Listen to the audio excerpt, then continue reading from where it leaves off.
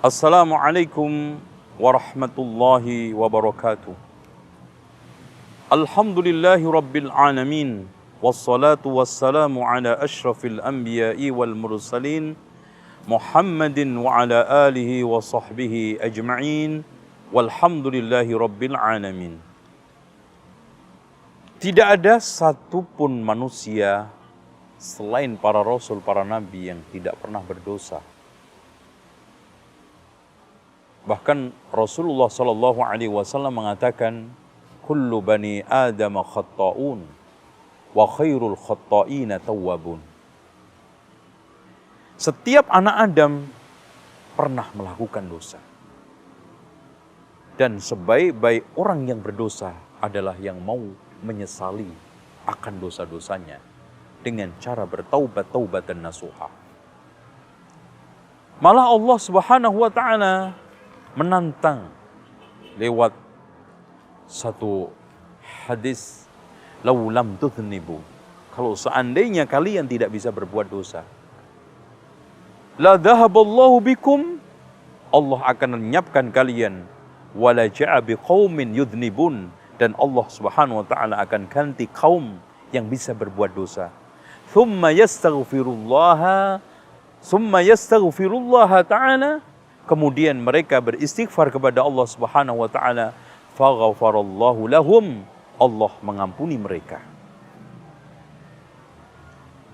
Dengan demikian, kita sebagai seorang muslim yang ingin sukses, yang hari-hari selalu dipenuhi dengan dosa, tidak ada cara lain, tidak ada solusi kecuali kita harus bertaubat kepada Allah Subhanahu wa taala. Dengan demikian, ciri seorang mukmin al-muttaqun, orang yang beriman dan bertakwa. Walladzina idza fa'alu fahishatan aw zalamu anfusahum dzakarullaha wastaghfaru lidunubihim wa may yaghfiru dzunuba illa Allah wa lam yusirru ala ma fa'alu wa hum ya'lamun. Walladzina fa'alu fahishatan aw zalamu anfusahum dzakarullah, yaitu mereka yang ketika melakukan perbuatan keji atau mendolimi dirinya dengan kemaksiatan, cepat ingat Allah, karena dia sadar tidak ada zat yang mengampuni dosa kecuali Allah. Maka seharusnya seorang mukmin ketika berbuat dosa tidak curhat sama manusia, siapapun orangnya, termasuk ulama besar. Curhatlah kepada Allah. Dan sifat utama seorang muttaqin adalah walam yusirru ala ma fa'alu wa hum ya'lamun. Tidak terus-menerus melakukan kemaksiatan sementara dia sadar itu dosa. Sehingga ada suatu kaidah, tidak ada dosa besar bersama istighfar, dan tidak ada dosa kecil karena dilakukan israr, yaitu terus-menerus. Dan istighfar memiliki faedah, taubat memiliki manfaat sangat besar. Sehingga Rasulullah SAW mengatakan, wa innahu la yughanul qalb, sungguh hati saya kadang gundah.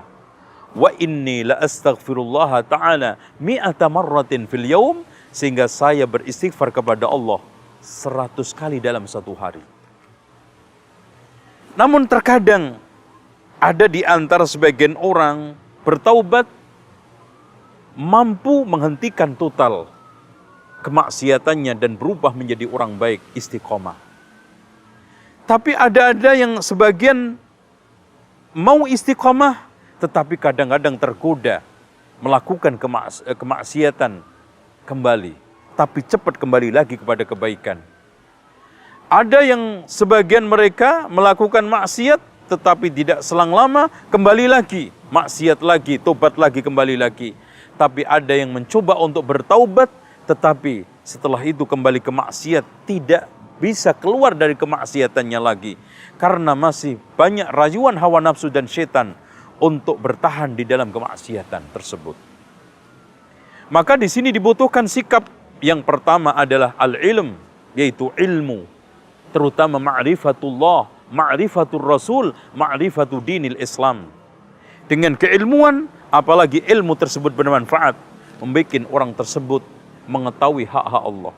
Demi Allah, kalau seandainya Semua hamba ini mengetahui besarnya rahmat Allah dan besarnya dosa dia, maka tidak ada kecuali sikap malu.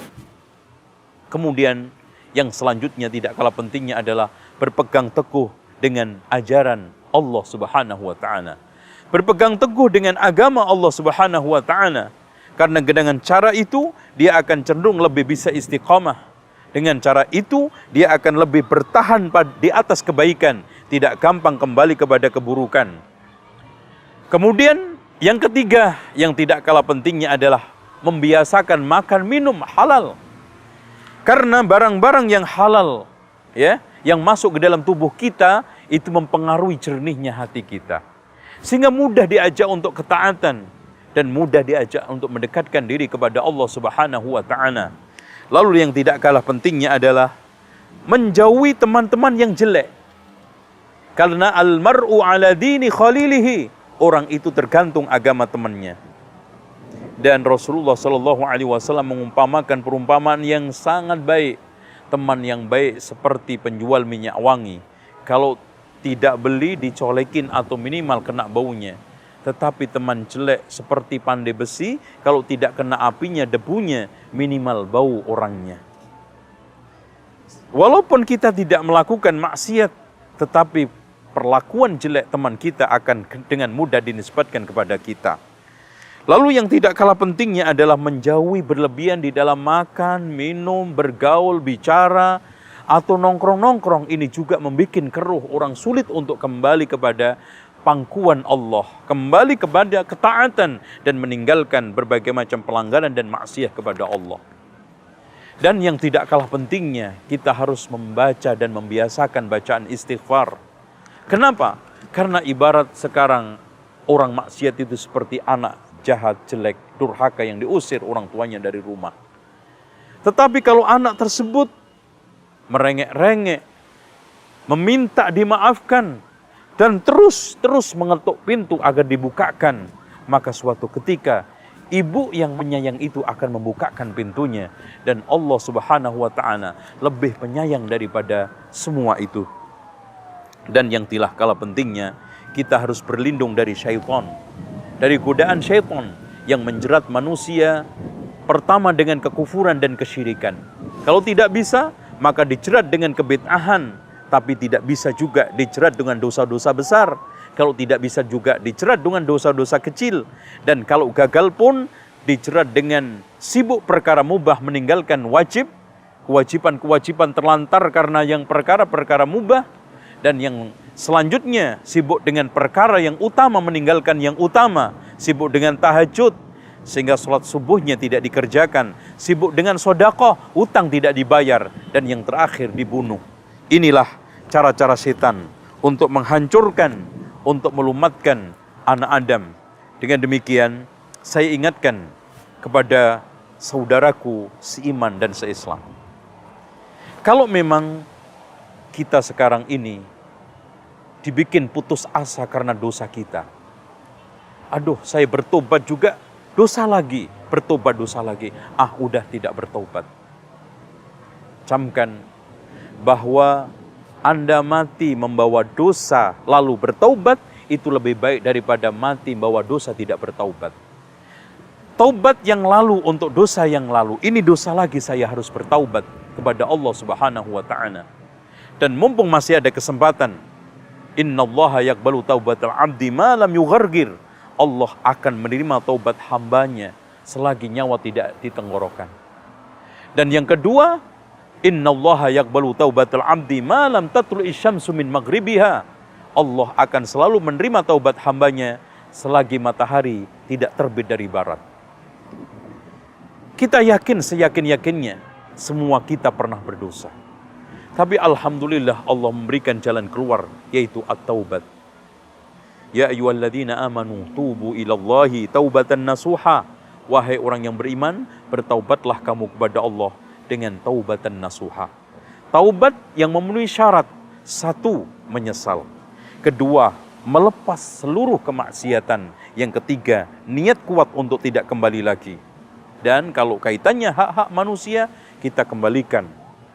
Dan juga yang tidak kalah pentingnya adalah ikhlas bukan karena motivasi duniawi, atau karena jabatan, atau karena sakit, tapi saya meninggalkan maksiat hanya karena Allah Subhanahu wa Ta'ala.